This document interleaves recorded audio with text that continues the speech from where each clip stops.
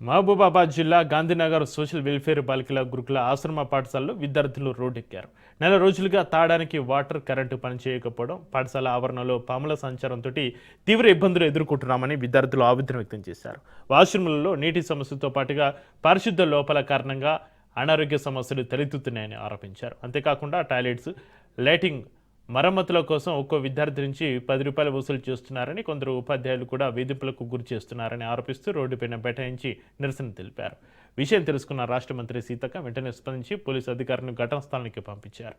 అనంతరం విద్యార్థులతోటి ఫోన్లో మాట్లాడిన మంత్రి 12 గంటల్లో అన్ని సమస్యలు పరిష్కరిస్తామని హామీ ఇచ్చారు.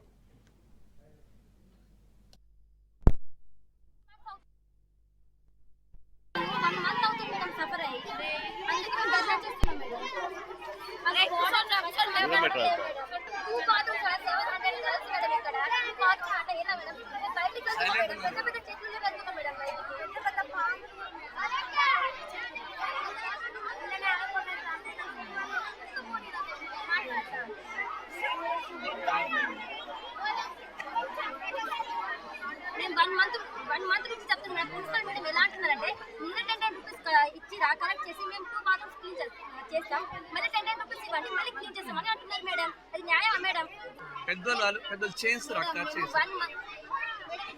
మంత్స్ అవుతుంది మేడం చెప్పి. మేము ఇప్పుడు 1 మంత్ అయింది మేడం. ఇలా ఫస్ట్ మేడం కాలేజ్ వాళ్ళు 1 మంత్ అవుతుంది కదా మేడం. కాలేజ్ వాళ్ళు స్కూల్ వాళ్ళు అందరూ వచ్చారు మేడం. మేడం మాకు ఏదో ఒక న్యాయం జరగాలి మేడం. మేము చెల్లెవాళ్ళు కూడా వచ్చారు మేడం. ఫస్ట్ వాళ్ళు చాలా సఫర్ అవుతున్నారు మేడం. చాలా మంది టీసీ తీసుకొని వెళ్ళిపోయారు మేడం.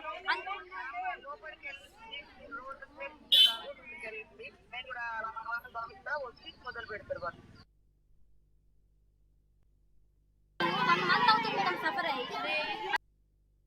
8th వాళ్ళ 9th వాళ్ళ ప్రతి క్లాస్ వాళ్ళ చేతులు కాలు చూడండి సార్, మొత్తం దోమలు కుట్టి ఎలర్జీ అయ్యి మొత్తం మొక్కమంతా కూడా మొత్తం పురుగులు ఏవేవో కుట్టి మొత్తం ఎలర్జీ లాగా అవుతుంది సార్. మళ్ళీ 9th వాళ్ళు 8th వాళ్ళు 10th వాళ్ళు ఆఫ్టర్ మళ్ళీ మమ్మల్ని కూడా బాత్రూమ్స్ క్లీన్ చేయడం, లేకపోతే బాత్రూమ్స్ కాడ రూల్ నెంబర్ వైజ్ అక్కడ డ్యూటీస్ చేయడం అన్ని మాతో